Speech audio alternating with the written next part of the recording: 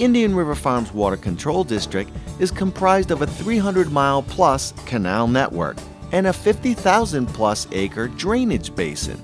It consists of 3 large relief canals that drain the entire water control district into the Indian River Lagoon, known as the Main Relief Canal, the North Relief Canal, and the South Relief Canal.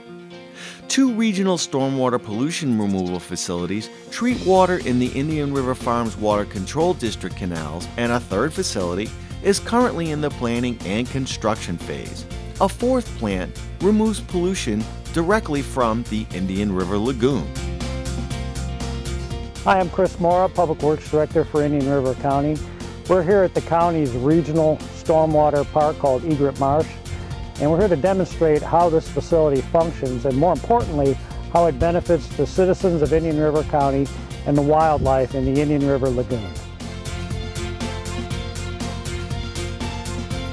Egret Marsh Stormwater Park pumps 10 million gallons per day of polluted water from one of Indian River Farms' largest canals, the Lateral D Canal, which drains a 9,000-acre drainage basin that is mostly agriculture.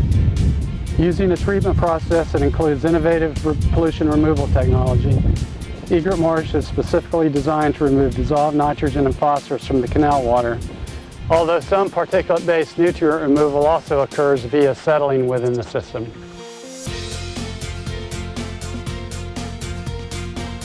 Hi, I'm Todd, the Operations Manager for Egret Marsh Stormwater Facility for Indian River County.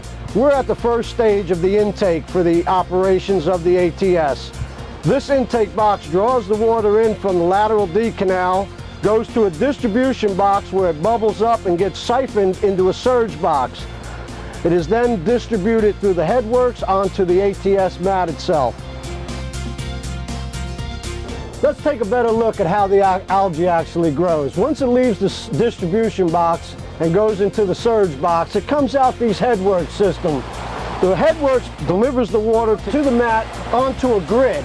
The grid is made of polyester. As you can see, the algae grows pretty fast once it hits the netting, and you get a beautiful product of algae. Once it attaches to the net, the algae actually begins to grow. As it grows, it gets longer, which we harvest down the road. After the water leaves the headworks, the water flows across the ATS algae turf scrubber mat. It collects down into these flumes and then goes to the effluent chamber. Once the water reaches the effluent chamber, it's then distributed through a set of sluice gates. If we're harvesting at the time, we decide which sluice gate to force the harvest through. The algae is then put into one of the sluice gates and pushed into the screening system. The clean water is then diverted through another sluice gate and directly diverted into the lake. The dirty sediment-laden water is then diverted into one of the solids ponds. Once the screen picks up the algae, it is put on the compost pad and ready for harvesting.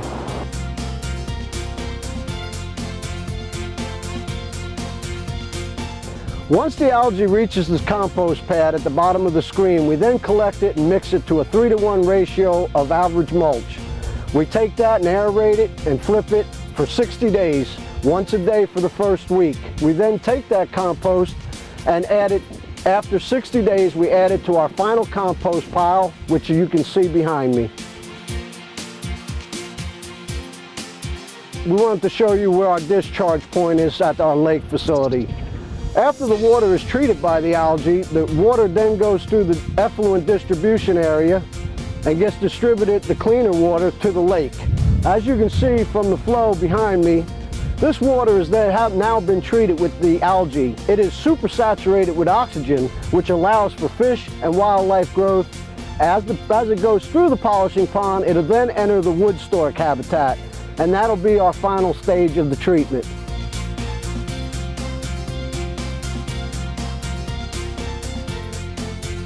We're now at the final stage of the Indian River County Egret Marsh project. This is the final polishing pond. From here, the water leaves our site, enters the Lateral C Canal, which goes to the Main Relief Canal, which then enters the lagoon, cleaner water.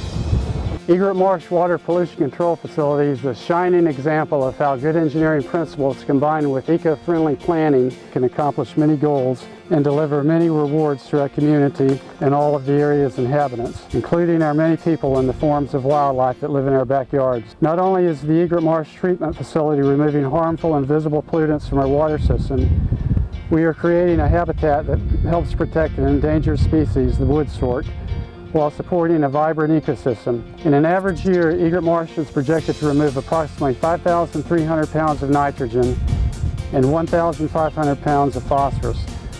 That's equivalent to 1,325 40-pound bags of home-type fertilizer with respect to nitrogen and 750 40-pound bags of home-type fertilizer with respect to phosphorus.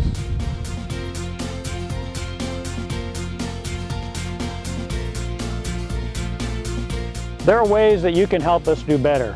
A common source of nitrogen and phosphorus pollution can be found in your everyday brand of ordinary home fertilizer, including the weed and feed kind. Make sure that you use these products in accordance with the manufacturer's directions and never apply fertilizer within 10 feet of an open water canal, ditch, or any waterway that leads to the lagoon. To learn more about your Indian River County stormwater pollution control system, we invite you to visit www.irc.gov and click on County Departments, and then visit the Stormwater section.